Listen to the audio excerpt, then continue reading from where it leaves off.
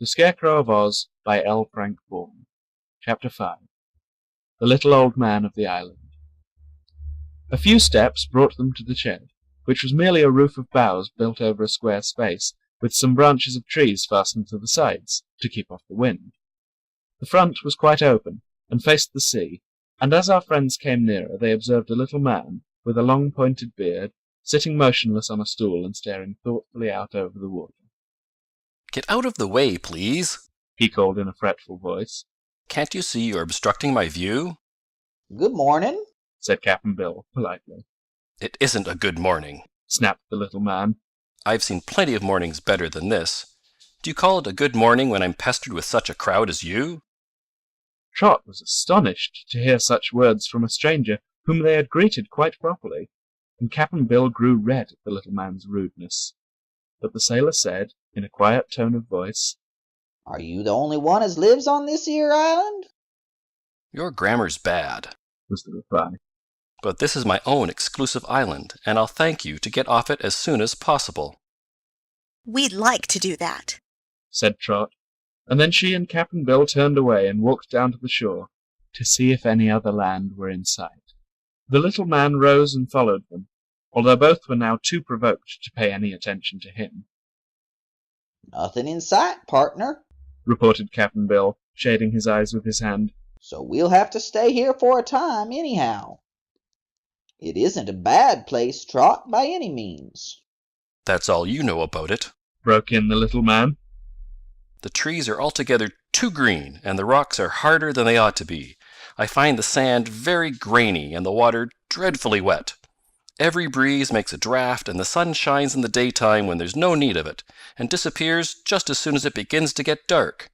If you remain here, you'll find the island very unsatisfactory." Trot turned to look at him, and her sweet face was grave and curious. "I wonder who you are," she said. "My name is Pessum," said he, with an air of pride.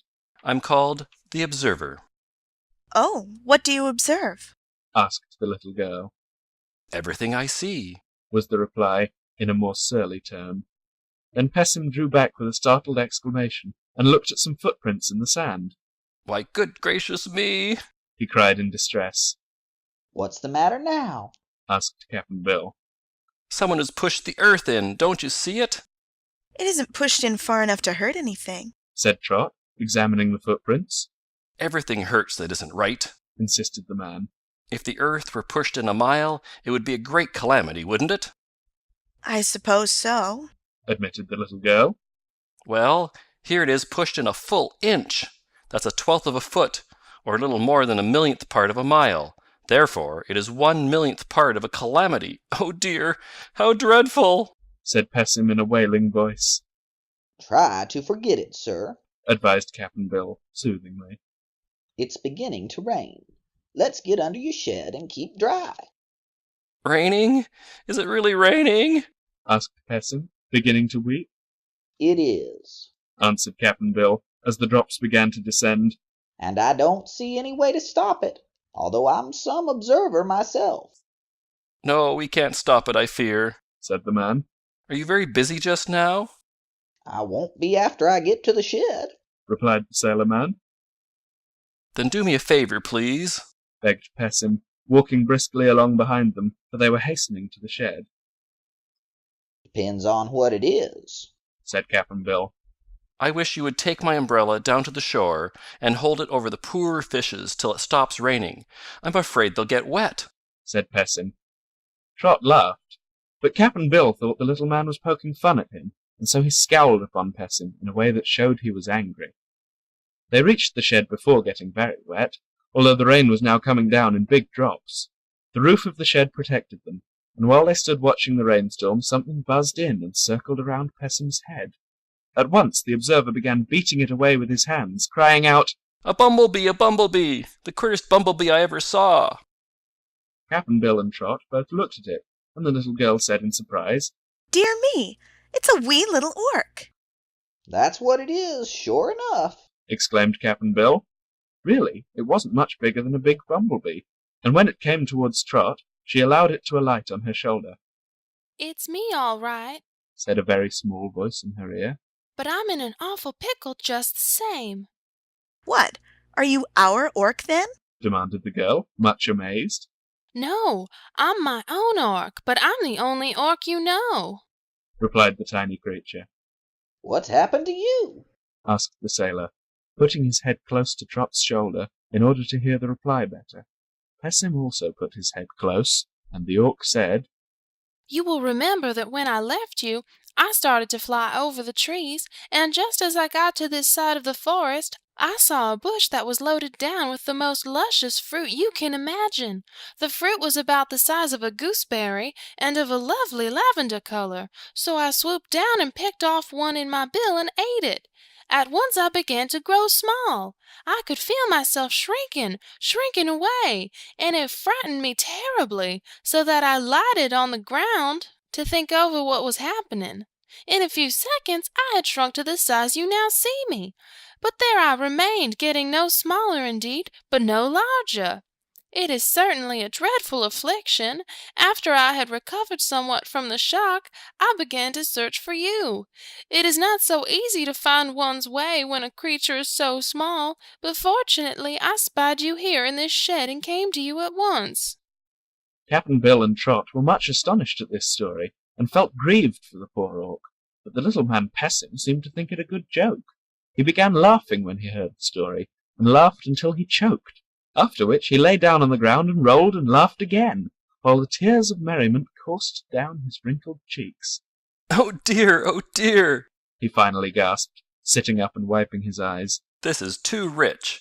It's almost too joyful to be true. I don't see anything funny about it, Remarked Trot indignantly.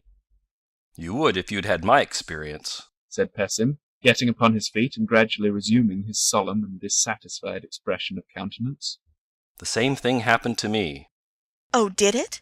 And how did you happen to come to this island? Asked the girl. I didn't come, the neighbors brought me.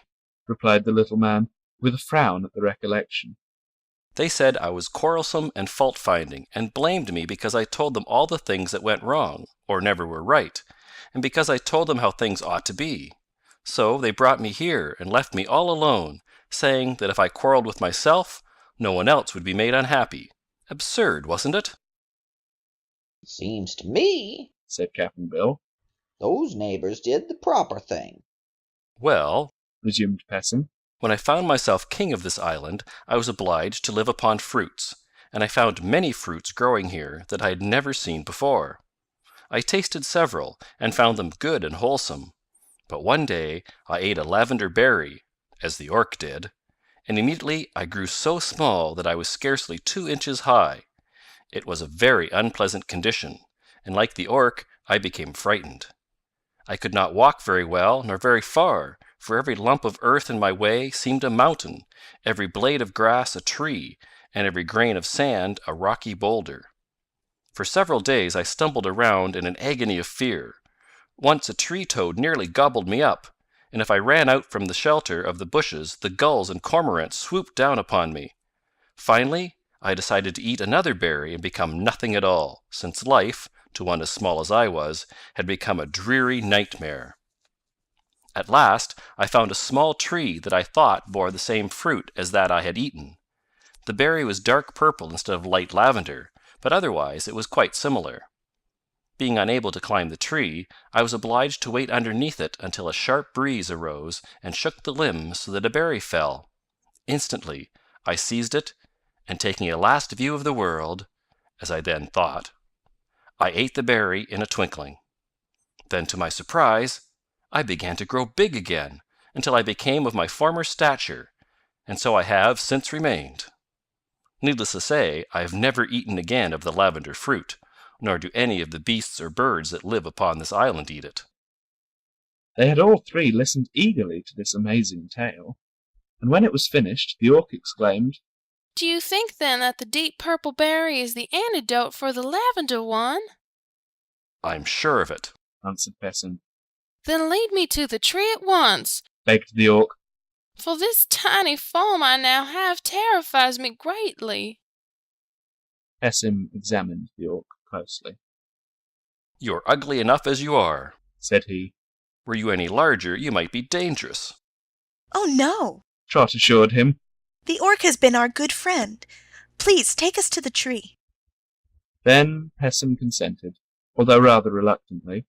He led them to the right, which was the east side of the island, and in a few minutes brought them near to the edge of the grove which faced the shore of the ocean. Here stood a small tree, bearing berries of a deep purple colour. The fruit looked very enticing, and Cap'n Bill reached up and selected one that seemed especially plump and ripe. The orc had remained perched upon Trot's shoulder, but now it flew down to the ground. It was so difficult for Cap'n Bill to kneel down with his wooden leg that the little girl took the berry from him and held it close to the orc's head. "It's too big to go into my mouth," said the little creature, looking at the fruit sidewise.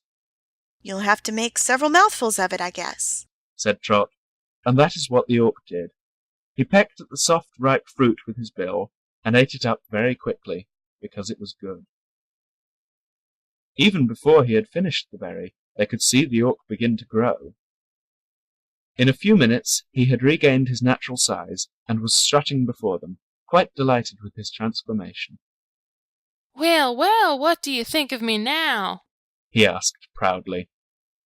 You are very skinny and remarkably ugly, declared Pessim, "You are a poor judge of orcs. was the reply. Anyone can see that I'm much handsomer than those dreadful things called birds, which are all fluff and feathers." Their feathers make soft beds, asserted Pessim, "And my skin would make excellent drumheads." retorted the orc.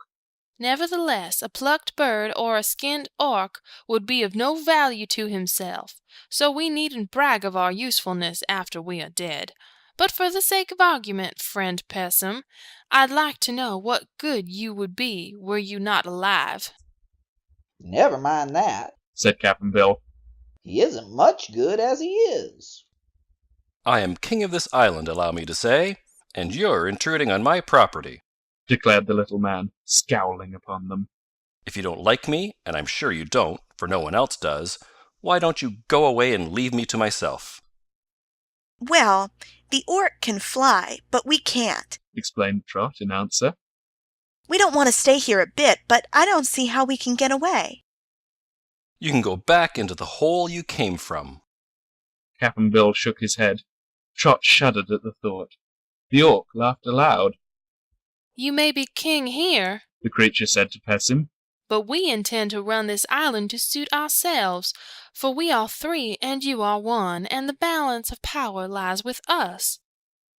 The little man made no reply to this, although as they walked back to the shed, his face wore its fiercest scowl.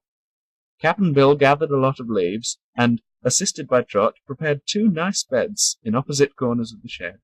Pessim slept in a hammock which he swung between 2 trees. They required no dishes, as all their food consisted of fruits and nuts picked from the trees. They made no fire, for the weather was warm and there was nothing to cook. The shed had no furniture, other than the rude stool which the little man was accustomed to sit upon. He called it his throne, and they let him keep it. So they lived upon the island for 3 days, and rested and ate to their heart's content.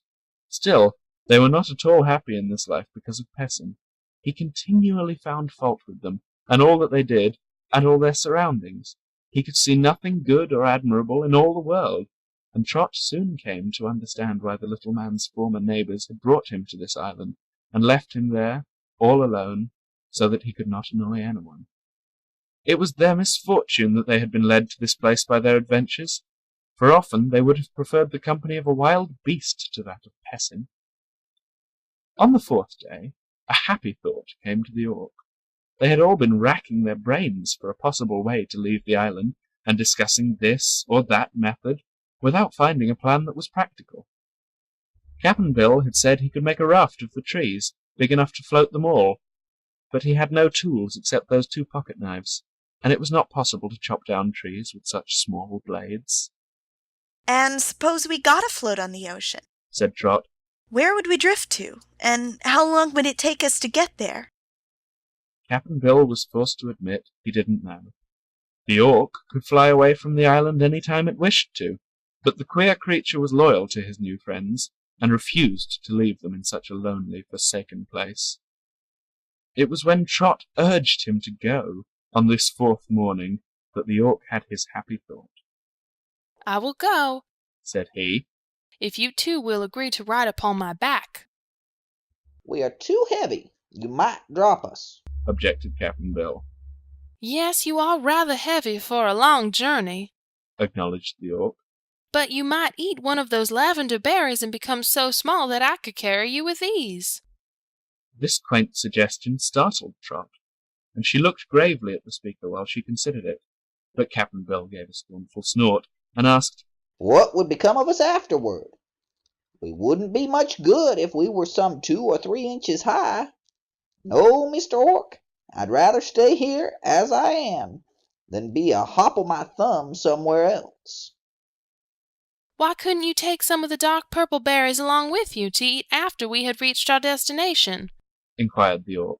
Then you could grow big again whenever you pleased.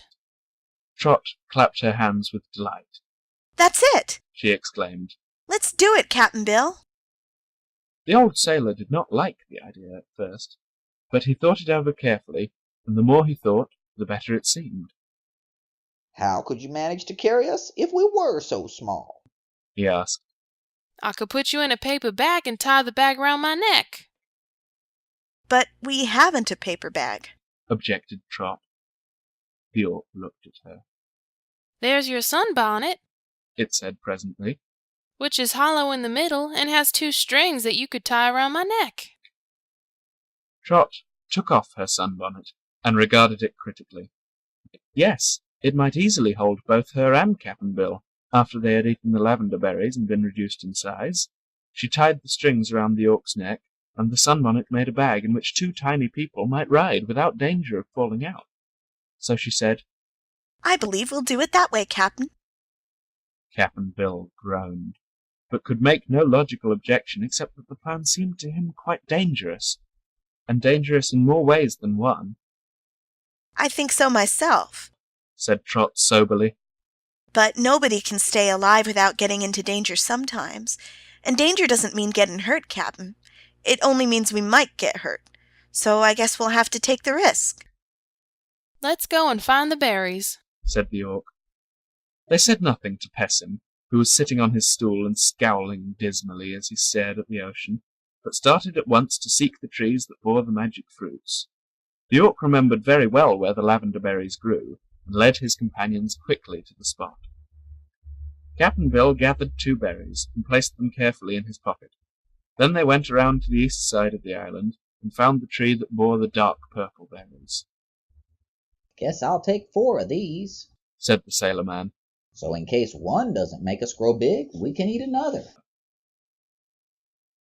Better take 6. advised the Orc. It's well to be on the safe side, and I'm sure these trees go nowhere else in all the world. So Cap'n Bill gathered 6 of the purple berries, and with their precious fruit they returned to the shed to bid good-bye to Pessim. Perhaps they would not have granted the surly little man this courtesy, had they not wished to use him to tie the sunbonnet around the Orc's neck. When Pessim learned they were about to leave him, he at first looked greatly pleased, but he suddenly recollected that nothing ought to please him, and so began to grumble about being left alone. We knew it wouldn't suit you, remarked Cap'n Bill. It didn't suit you to have us here, and it won't suit you to have us go away. That is quite true, admitted Pessim. I haven't been suited since I can remember, so it doesn't matter to me in the least whether you go or stay. He was interested in their experiment, however, and willingly agreed to assist, although he prophesied they would fall out of the sunbonnet on their way and be either drowned in the ocean or crushed upon some rocky shore. This uncheerful prospect did not daunt Trot, but it made Cap'n Bill quite nervous. I will eat my berry first, said Trot, as she placed her sunbonnet on the ground in such manner that they could get into it. Then she ate the lavender berry, and in a few seconds became so small that Cap'n Bill picked her up gently with his thumb and one finger and placed her in the middle of the sunbonnet. Then he placed beside her the 6 purple berries, each one being about as big as the tiny Trot's head, and all preparations being now made, the old sailor ate his lavender berry and became very small, wooden leg and all. Cap'n Bill stumbled sadly in trying to climb over the edge of the sunbonnet, and pitched in beside Trot head first, which caused the unhappy Pessim to laugh with glee.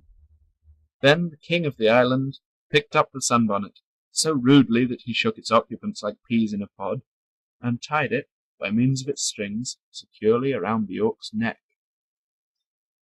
I hope, Trot, you sewed those strings on tight, said Cap'n Bill anxiously. Why, we're not very heavy, you know, She replied. so I think the stitches will hold. But be careful and not crush the berries, Cap'n. One is jammed already, he said, looking at them. All ready? Asked the Orc. Yes! They cried together, and Pessim came close to the sunbonnet and called out to them. You'll be smashed or drowned, I'm sure you will. But farewell, and good riddance to you. The Orc was provoked by this unkind speech, so he turned his tail towards the little man and made it revolve so fast that the rush of air tumbled Pessim over backwards, and he rolled several times upon the ground before he could stop himself and sit up. By that time the Orc was high in the air and speeding swiftly over the ocean. End of chapter 5.